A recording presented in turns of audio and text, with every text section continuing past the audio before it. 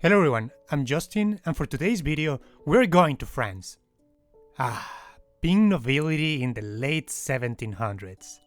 Nothing like having servants following your every command, eating cake every day, and being sentenced to the guillotine by the Revolution Army. Wait, what?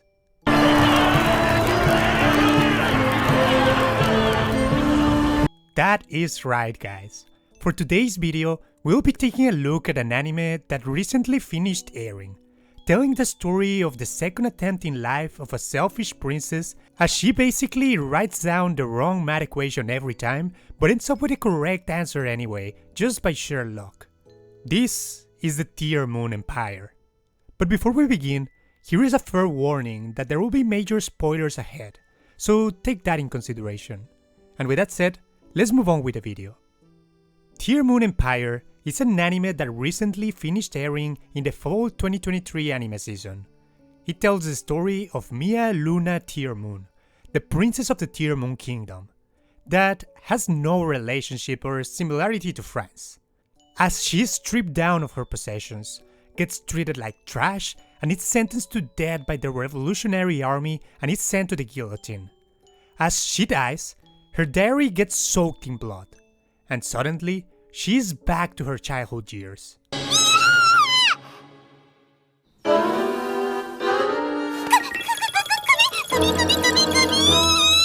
Thankfully, everything was just a dream.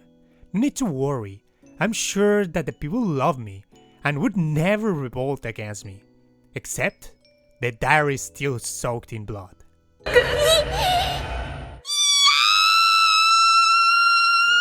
Afraid of her death, and willing to do anything in order to survive, she vows to change in order to save her neck quite literally, from the best girl guillotine kun.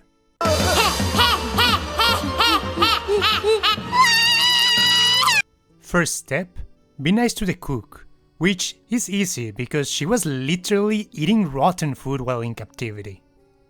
But how will she change things? How is she going to survive? Well, thankfully, she wrote everything down in her diary. Vassals that she thought were annoying, but in reality were thinking about the well-being of the kingdom. Maids that are clumsy but are loyal and will serve you to the very end. Information about future events like famine, disease outbreak, conflicts and rebellions. As long as she has the knowledge, she can inform her vassals and make sure to have the countermeasures ready.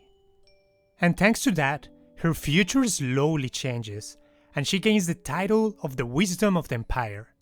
But, unbeknownst to everyone, she is just randomly sharing facts and making decisions that would ultimately benefit her.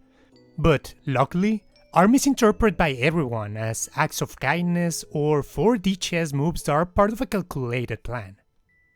You see, she's not your typical smart heroine taking calculated steps in order to reach her goal, but more like a dumb protagonist that is winging it and casually stumbles upon the right answers, but of course acts all smug as if this was part of a masterful plan. I think the best way I can describe this anime is the Eminence in Re:Zero Marie Antoinette edition. She basically acts the same way as Shadow from Eminence in the Shadow, all smug and living in her own fantasies, but luckily, her actions and deductions tend to be right by sheer luck.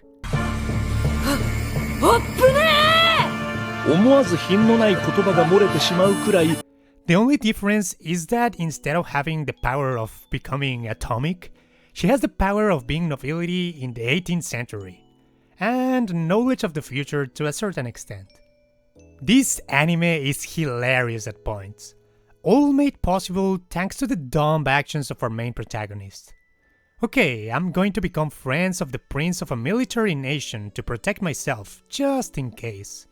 What a better way than to join the equestrian club and bond over horses. Okay, we have a good relationship. Oh my god, he gave me a cute shampoo with horses in the bottle? I will use it every day. Who's going to tell her that it's a shampoo for horses? The anime is non-stop comedy, completely possible thanks to the assumptions that everyone makes around the princess. and she's just acting selfishly at every turn and randomly getting the best possible results, by people just assuming that she had a higher motive. There are also other elements, like a bit of romance between the princess and the prince, and some action when the rebellion breaks out. But when the story really shines is when making fun of the situations that Mia ends up getting in. I do have to say that if I had to pick a weak point of the story, it has to be the last arc, in which Mia goes to another kingdom to help her love interest because of a rebellion that broke out. I personally thought that the seriousness of the story didn't really fit with everything else that happened before, and her being clumsy in those situations was a bit odd. I would rather have more of her being funny in her own kingdom with her vassals or at the academy with her friends. But still, I understand that the arc was necessary for the plot development, and overall, it wasn't that bad. It was just my least favorite part of the story. But if there's something that I would like to praise, it's the voice actress of Mia. I think she perfectly depicted the sassy, funny, and dumb personality of the princess, and I loved every time that she was saying desu wa.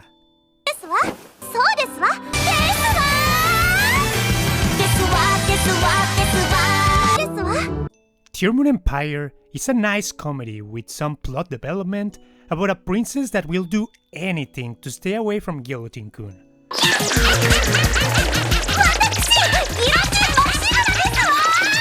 If you're looking for a chill and fun comedy, then give Tearmoon Empire a try. I'm sure you will enjoy it. And with that said, we come to the conclusion of this anime review. What do you guys thought of Tearmoon Empire? Let me know in the comments below. Until then, see you guys next time.